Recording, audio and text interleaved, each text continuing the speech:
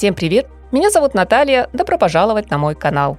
При создании модного гардероба одни дизайнеры ищут вдохновение в будущем, другие обращаются к архивам. Кто-то исследует практичность, функционал повседневной одежды, кому-то близки ретро-мотивы в современном прочтении. А креативный директор дома Москино просто возвращается туда, откуда все начиналось, превратив показ новой коллекции «Осень-зима 2026-2027» в личное путешествие в Аргентину. Адриан Апиалаза интересно и необычно решил рассказать на неделе моды в Милане о своей родине, о стране детских воспоминаний, футбола и зажигательного танго, о колоритных гаучо и знаменитых чуррос из заварного теста с горячим шоколадом. Для марки Москино такой подход оказался одновременно трогательным и неожиданным. Особую символичность события подчеркнула дата презентации. Она совпала с днем рождения Франко Москино. Это важно, потому что сам основатель бренда всегда отвергал любые рамки. Он умел смеяться над модой, обществом и правилами, считая, что вдохновение можно найти буквально повсюду.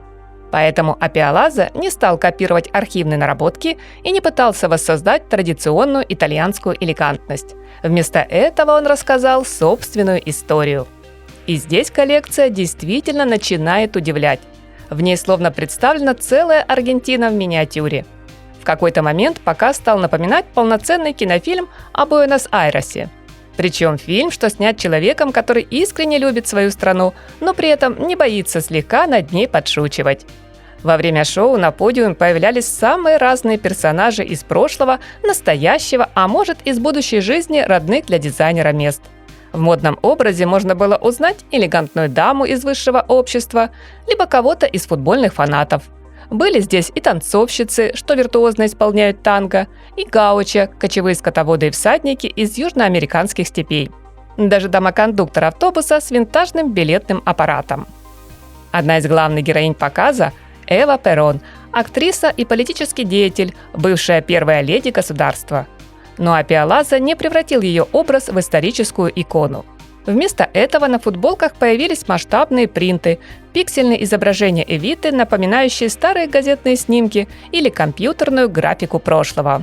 Такой прием выглядел одновременно уважительным и немного озорным.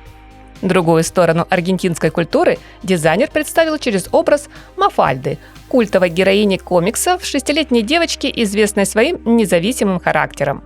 Потому что, со слов креативного директора бренда, между ней и философией Москино есть большое сходство. Например, нежелание соответствовать каким-либо чужим ожиданиям. Однако за общей концепцией не потерялась в коллекции и сама мода. В ней было немало действительно сильных вещей, например, вдохновленных культурой местных аргентинских ковбоев. Это платки вместо топов, джинсы, что деликатно оформлены заплатками с бахромой, юбка-солнце, похожая на одеяло, и широкополые шляпы. Еще платья с изображением лошадей и свободные брюки гаучо, идущие в одном образе с хлопковой рубашкой. Здесь же отмечу вязаные свитеры, надетые швами наружу, и затертый до дыр трикотаж, открывающий изнанку. Популярный нынче прием у многих дизайнеров. И хороший пример того, как несовершенство может превратиться в декоративный элемент. Цветовая палитра модного ряда тоже поддержала аргентинскую тему. Небесно-голубой и белый отсылали к цветам национального флага, их дополняли оттенки местной природы – медный, теплый коричневый, кремовый, красный, лазурный, желтый и черный. Сочетания были где-то спокойными, где-то яркими и намеренно хаотичными в привычной для бренда манере творческого беспорядка. Можно ли назвать гардероб марки Москино практичным? Спорный вопрос. Но интересным вне всяких сомнений. Впрочем, больше всего, как это случалось и ранее, публика обсуждала аксессуары, где без фирменных иронии и абсурда точно не обошлось. Например, сумка в виде рамки для памятных фотографий или в форме пакета с выпечкой. Есть точная копия стационарного телефонного аппарата из зеленого цветущего кактуса. А в финале показа, друзья, вас ожидает забавная розовая сумка, свинья-копилка и в пару к ней туфли, густо украшенные денежными купюрами разного номинала.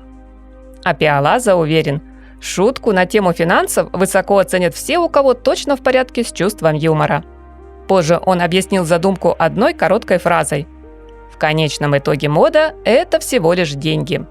Высказывание получилось довольно смелым, особенно если вспомнить, что его услышала аудитория, сидящая в первом ряду в одежде стоимостью как хороший автомобиль.